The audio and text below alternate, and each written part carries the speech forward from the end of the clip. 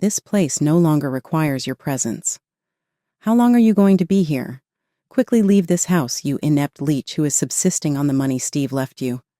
Get out of the way. You're in the way. What? Actually? Get out? Will you not eventually regret this? Certainly not. Keep me from repeating myself. My name is Emma, and I work in the medical industry. I am 34 years old. We were married 2 years ago after I met my husband Steve, a 37-year-old surgeon, at the hospital where we both worked. My spouse requested that I give up my work after we were married in order to devote myself to becoming a homemaker. I am now 5 months pregnant and experiencing terrible morning sickness. Because of his competence, my husband's contemporaries hold him in high regard as a surgeon. Both medical personnel and patients adore him for his gentleness and kindness. We have a solid marriage, and despite his hard profession, he is quite supportive and actively assists with domestic tasks without complaining. I owe him a great deal for his commitment to our family. The only thing that worries me is my in-laws. Hi, Emma. I want to make a request. Living with my sister Abby and my dad is what I would like to do. I want to help my dad as much as I can, because he requires care. It will also lessen my mom's workload. Additionally, you will benefit from having other hands, and it may be simpler for you to go back to work when the kid is born. How do you feel? That sounds good to me. I'm okay with it.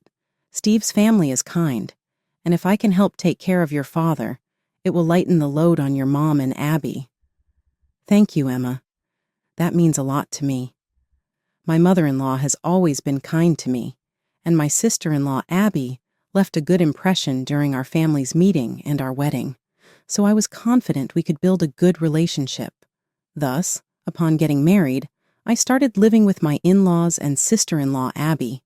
However, this shared living situation would soon change my life. One day, not long after we started living together, I was lying in bed in my room, still suffering from morning sickness, when I was called to the living room by my mother-in-law. My husband had left for work early in the morning, and my father-in-law was resting in another room.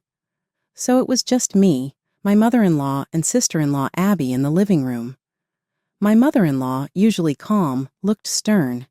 Feeling tense, she suddenly spoke up. Emma, you're hardly managing the household chores, and yet you're lazing around in bed. Since you're not paying rent, I want you to contribute $5,000 to the household every month.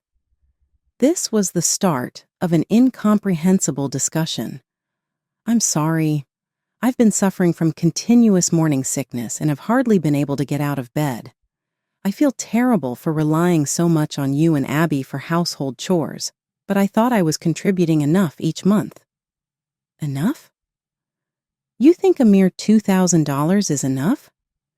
We're letting you live here because we thought you'd help with the housework and take care of our father. You're not helping at all. Why did my son even choose someone like you as his wife? There's no need to say something so harsh. When I was young, regardless of morning sickness or anything else, I dedicated myself to my new family. You need to put in more effort, and I'm tired of taking care of that man. That's why I suggested to Steve that we all live together.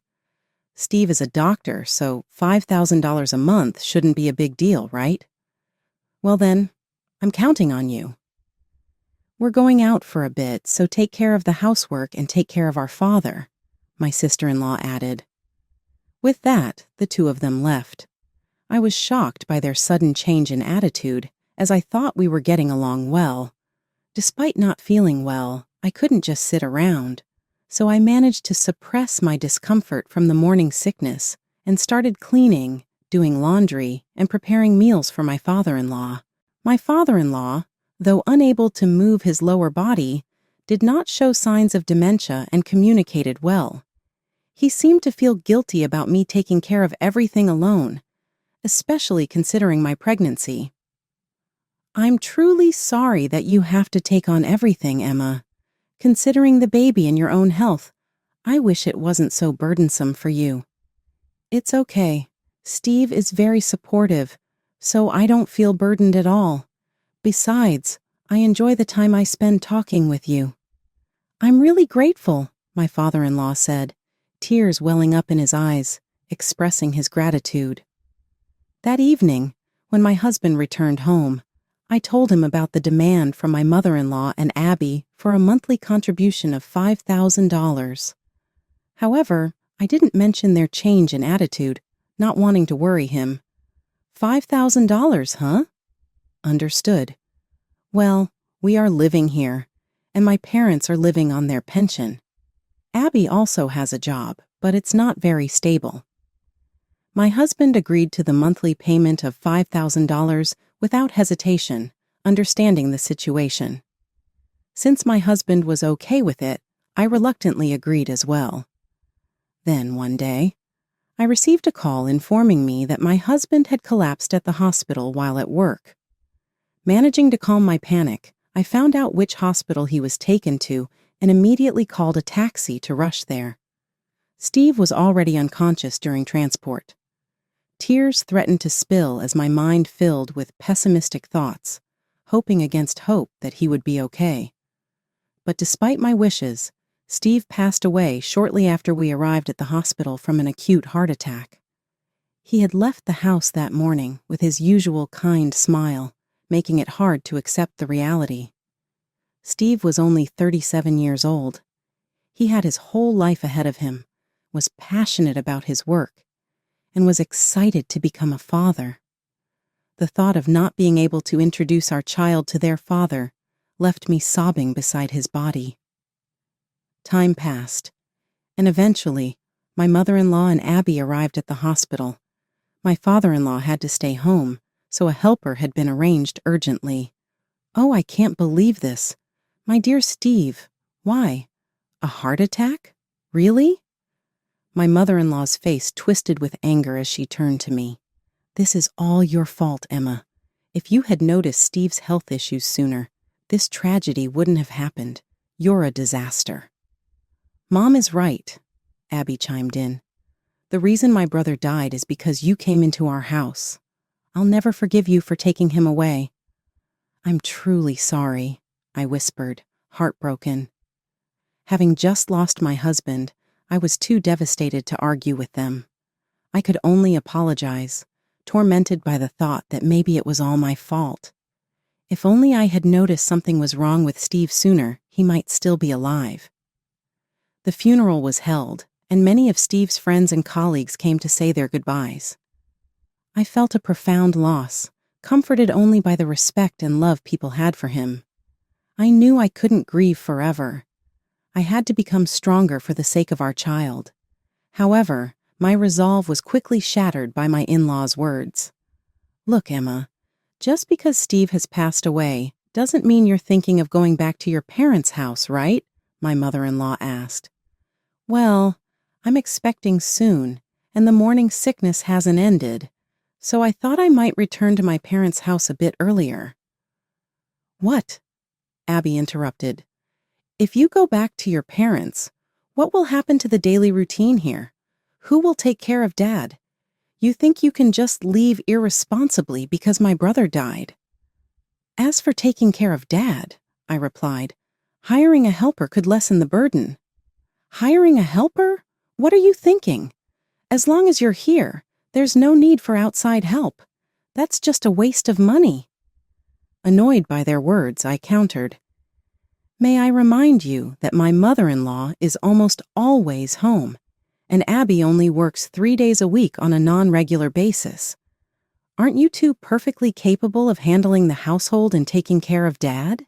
I'm busy with community activities and hobbies. I don't have time to do housework, let alone care for him," my mother-in-law retorted, though she mostly spent her time at home watching TV and lounging around. "And on my days off from my part-time job, I'm busy looking for a marriage partner," Abby added with surprising confidence.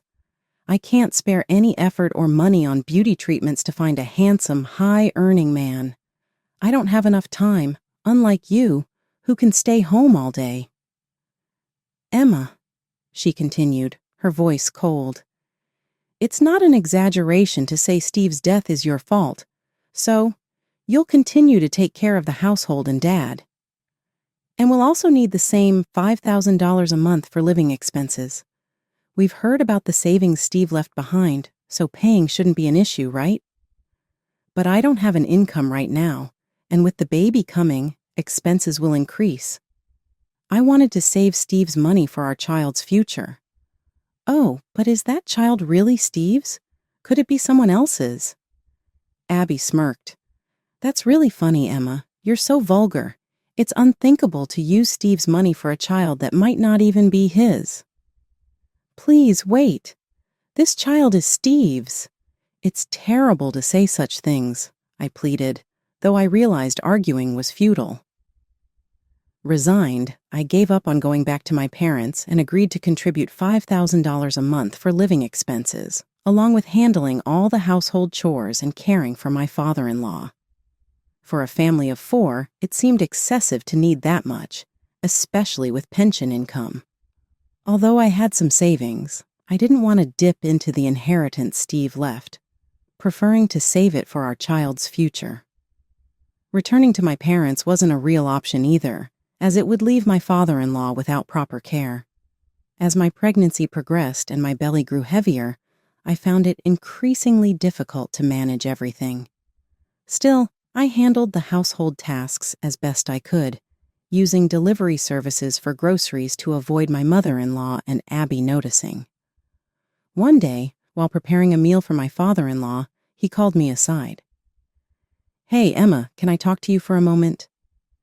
There's something I need to tell you. Yes, what is it? I asked. My mother-in-law and Abby were out, so it was just the two of us at home. I wanted to tell you something while they're not around. Please listen to this. He handed me a voice recorder, and as I pressed play, I was shocked. Is this my mother-in-law and Abby's voices? What are they saying? I can't believe this. I felt a surge of outrage, as if something inside me snapped. Their words were unforgivable, absolutely unthinkable. From that moment, my father-in-law and I devised a plan. I was determined to see it through. When my mother-in-law and Abby returned home later that night, I made them an offer. Mother Abby, as a token of my gratitude, how about a trip for just the two of you? My father-in-law and I will stay here. A trip? Wonderful, Abby exclaimed. I want it to be abroad, Emma. That's a great idea. How about inviting 2 friends and all of us going to Europe? Of course, I replied smoothly. Why don't you take a little break for about 2 weeks? The thought of a luxurious vacation thrilled them, and they began planning a 2-week trip to Europe with their friends, completely unsuspecting. 1 month later, they left, delighted and excited. Once they were gone, I immediately prepared to leave the house. Being in the later stages of pregnancy, I called my mother to help with the move. After explaining everything to my parents, they were furious with my in-laws, but warmly welcomed me back home. Before I left, I expressed my gratitude to my father-in-law. Though it was for a short time, I'm very grateful for your care after Steve passed away. You were the only one who spoke to me with kindness. I am the one who should be grateful, Emma, he replied. Thanks to your caregiving, I'm now moving to a care facility, so you don't need to worry about me. All that's left is for those 2 to receive their just desserts. 2 weeks passed, and the day my mother-in-law and Abby returned from their trip arrived. While I was peacefully staying at my parents' house, my phone rang. My mother-in-law's name appeared on the screen. When I answered, she demanded, Emma, return home immediately. Reluctantly, I agreed and greeted them at the door. Welcome back, Mother. Did you enjoy your trip to Europe? Enjoy it? That's not the point, Emma, she snapped. We were happy to go on the trip you gifted us, but why are we being billed for it? There's a $20,000 charge. I thought it was lucky it only came to $20,000 for 4 of you. I was expecting it to easily exceed $30,000 with such luxurious accommodations. What are you talking about? My mother-in-law spat. We just invited a few friends from the neighborhood, and it was just the four of us. Oh, is that so? I replied calmly. Then please, take a look at the envelope on the living room table. They opened it, revealing a report from a detective. What is this? Abby shrieked. You tricked us by hiring a detective, you sly woman. No, I said. It wasn't me who hired the detective. It was my father-in-law. Dad did this? Abby's face went pale. Yes, I confirmed. He grew suspicious of both your behaviors and decided to investigate. He even installed a hidden microphone in the living room to listen in on your conversations. The recording was damning. Abby's voice rang out. Listen, Mom. Last night I went on a date with a charming man who earns over $1 million a year. He's married, but he's very interested in me and came on strong. I didn't come home until morning. I'll make him leave his wife and take him for myself. That's wonderful, Abby. My mother-in-law's voice chimed in on the recording. Go ahead and get that man for yourself. I'm hoping my wealthy lover will also divorce his spouse soon and become mine alone. Eventually, we'll leave this place and start a luxurious life. It turned out both my mother-in-law and Abby were involved with married men and had been planning to abandon my father-in-law and leave the house. Furious, my father-in-law and I had organized the trip as a strategy, expecting them to bring their lovers along. The detective's investigation revealed that the friends accompanying them were indeed their extramarital partners. Well, now that it's out, there's nothing else to do but give up. My mother-in-law sneered. I'm going to divorce your father and kick that man out of the house. And you, Emma, are no longer needed here. Really? How long do you plan to stay in denial? I asked, feeling surprisingly calm. Leave this house immediately, Abby snarled. You're a worthless person, living off the money Steve left behind. Oh, I'll leave, I smiled. Won't you regret this later? Of course not. Don't make me repeat myself, she retorted. And regarding the cost of the trip, you will be bearing it yourself. Just because you suggested it doesn't mean it was a gift. If it's only $20,000, I'll just have my wealthy lover pay for it, she scoffed. Is that so? I said. Additionally, my father-in-law has already moved to a facility. Thank you for everything. Goodbye, and please do as you wish. Feeling refreshed, I returned to my parents' home. After spending some peaceful time there, I was startled one day by a knock at the door. My mother-in-law and Abby stood at the entrance, looking defeated. Emma, we apologize for our behavior up to now. Please come back, my mother-in-law pleaded. Sister, Abby added, looking down, I sincerely apologize for everything I've said and done. We really want you back. Oh, I replied, barely containing my surprise. And why has it come to this? Our relationships outside were exposed, my mother-in-law explained miserably. Their spouses are demanding large compensation payments from us. I live on a pension, and Abby's job is irregular.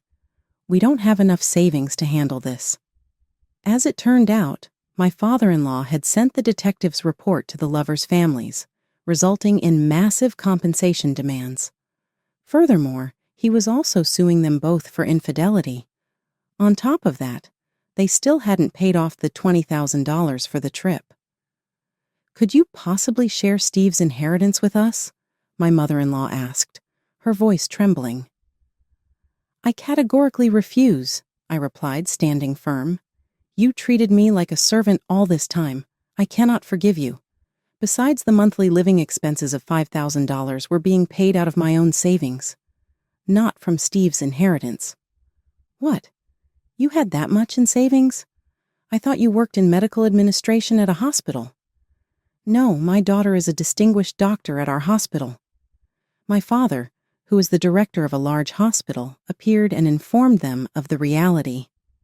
Yes, I am his daughter and was working as a surgeon, recognized for my achievements and expected to succeed him as the director of the hospital. Steve and I were united by a romance that began at the same workplace.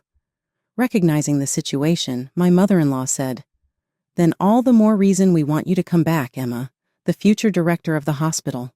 Please save us from our plight. We're going to suffer under debt. Please help us, sister-in-law." They pleaded with tears. However, I firmly refused and securely locked the door. The commotion led to a neighbor calling the police, and they were eventually taken away in a police car. Later, my mother-in-law and Abby were demanded to pay compensation by the spouses of their lovers. My mother-in-law also had to pay compensation to my father-in-law. They were also reminded to pay for the trip, resulting in significant debt. The scandal spread throughout the neighborhood, forcing them to move. They now live in a small apartment, juggling multiple jobs to pay off their debts, a deserved outcome. As for my father-in-law, his divorce was successfully finalized, and he now enjoys a stress-free life in a care facility. As for me, I safely gave birth to a girl and am living a fulfilling life with the support of my parents. Next month, I plan to return to work, placing my daughter in daycare. I intend to carry on Steve's legacy, moving forward as both a doctor and a mother. My son, who earns a high income, and you, who spend every day without working, are not compatible. My son and I are planning to live here from now on, so please leave immediately. It happened on a day when my husband, who usually stays in his room, had gone out for a bit. Suddenly, the intercom at my house buzzed incessantly, and when I opened the door, my mother-in-law was standing there, looking excited. Taken aback by this sudden visit, I asked, "Hello, mother-in-law. What brings you here at this time? Before anything, answer the call immediately when it rings. Making me wait is quite rude, don't you think?" "I'm sorry. I was a bit tied up with work." "Work? It's hard to believe you do any real work at home. I bet you're just lazing around, aren't you?" "That's not true. I'm genuinely working." "I don't want to hear excuses. You live a comfortable life here every day, yet benefit from my son's high salary. I think it's unfair. We intend to start a new life here. Just my son and I. Could you find somewhere else to go?" She pulled out a piece of paper from an envelope she was holding and handed it to me with a smug smile. "Here, take a look." The paper read divorce papers. Moreover, my husband's section was already filled out. "Wait, are these divorce papers?" "Yes. He's also come to realize he can't be with you any longer, so sign this and leave this place immediately." She looked incredibly proud of herself, perhaps relishing the shock she imagined I'd be in. But I wasn't as flustered as she thought. With a slight smile, I promptly signed the divorce papers. Inwardly, I couldn't help but chuckle at how much she misunderstood. She didn't know anything. My name is Nancy. I work from home hustling as a freelance writer and editor. I used to work for a publishing company, so I've leveraged that experience to maintain a stable income even now. While working at the publishing company, it wasn't uncommon to work late into the night or even on weekends, but the compensation was good. Thanks to my salary, bonuses, and copyright-related rewards from the publishing world, I managed to save a considerable amount. Thanks to that, despite the instability of freelancing, I've been able to live comfortably. I met my husband, Dylan, while working together at the publishing company. He was an aspiring writer chasing his dreams, and I supported and resonated with his passion. Gradually, my feelings of appreciation turned into love, leading to our marriage. Initially, our married life was fulfilling as we supported each other's careers. Upon getting married, I started freelancing, switching to working from home. Until then, I believed both my husband and in-laws understood and appreciated my career and income. However, as time passed, it seemed their misunderstandings about my work grew. My in-laws held traditional values. In their generation, the concept of working from home wasn't common. They also perceived freelancing as unstable, especially compared to my husband's regular employment. and thus devalued my work. Additionally, Dylan began telling his parents how successful he had become as a renowned writer. Because of this, the cold attitude of my in-laws towards me intensified every time we met. They'd sarcastically say things like, "Oh, look, it's Nancy, who doesn't seem to work much." "What brings you here today? Looking for a job recommendation?" My mother-in-law would add, "If you're concerned about our living expenses, I apologize, but I'm earning well, so there's no need to worry." "Well, you sound quite confident. Maybe you should show more gratitude to Dylan. Without him, you'd be in trouble, wouldn't you?" My mother-in-law continued.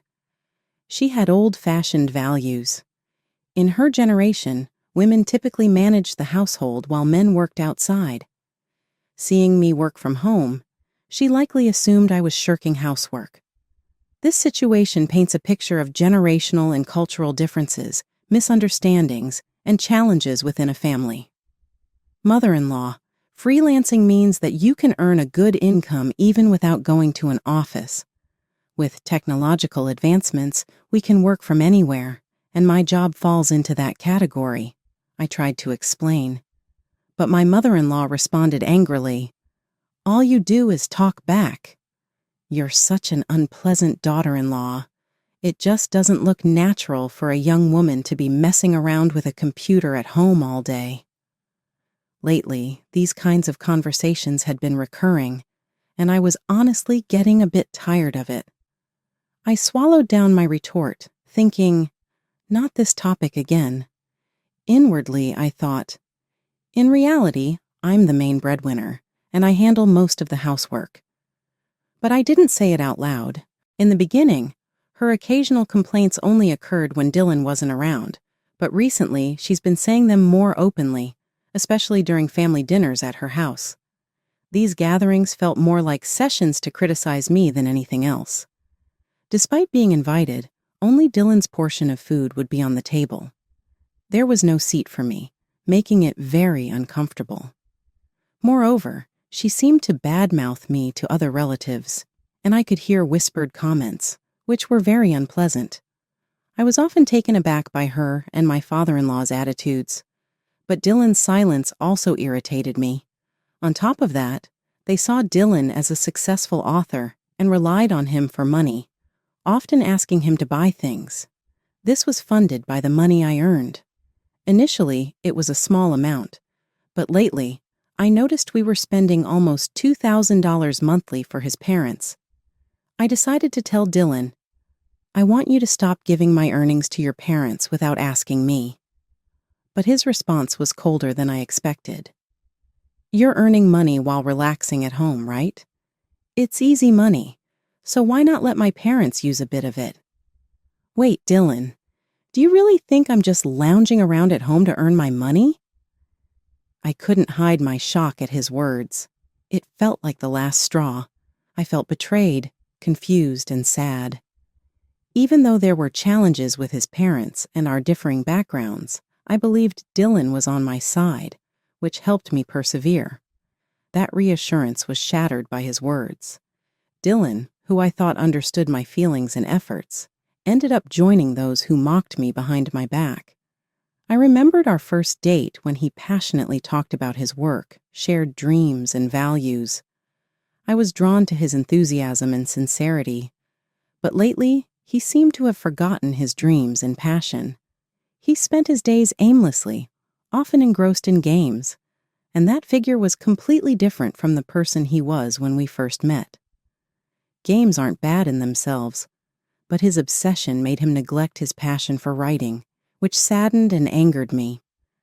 I started questioning if I should continue my future with Dylan. If my relationship with Dylan continued, what would become of my life? Even when I tried to imagine a future with him, I could only see a bleak future. Thus, I decided to divorce him and secretly began looking for a new place to live. I searched online for apartments suitable for singles and visited a few properties, focusing on apartments with a quiet living environment and strong security. I finally decided on one property. One day, while Dylan, who usually played games in his room, was out, my mother-in-law visited. Surprised by her sudden visit, I opened the door without waiting. She sat on the living room sofa and bluntly said, "Nancy, you should leave this place. What are you saying all of a sudden?" I was too shocked to respond. "Isn't it obvious? You're bad at housework, and even after Dylan became a popular author, you haven't changed. Above all, you can't even work properly." "But I've told you many times that it's a misunderstanding," I replied. However, my mother-in-law interrupted me, smiling gently. "I plan to live here and support Dylan. Taking care of him is much better than looking after that noisy old lady." "By noisy old lady, do you mean Dylan's grandmother?" I asked. "Yes, that woman who is technically my mother-in-law. Even though I've done so much for her, she always finds fault. She shows no gratitude, and I'm fed up. If I live here, I can take care of Dylan, and he can focus on his work without any hindrance. Isn't that wonderful?" With that, she pulled out a piece of paper from the envelope she held. "So, would you please leave this house immediately?" As I listened to her words, I accepted the divorce papers she held out. They had been signed by Dylan. "Did Dylan really sign this?" I asked. "A little while ago, I suggested to Dylan that it might be better for both of you to get a divorce. It seems he was fed up with you too because he signed it without hesitation," she said with a playful tone. Everything that followed happened so quickly. I took my pre-packed bags and promptly decided to move to a new apartment. During the move, I also managed to file the divorce papers, and a new life began. My new life was more smooth and comfortable than I had expected. My small apartment had only essential furniture and appliances, and its simplicity seemed to boost my focus. I was free from complications, and each day was calm and peaceful. I'd wake up to natural light streaming in through the window and the sound of birds chirping in the distance. I would get up whenever I wanted, eat breakfast, and plan my day. When I started working, I got so engrossed that time would fly by.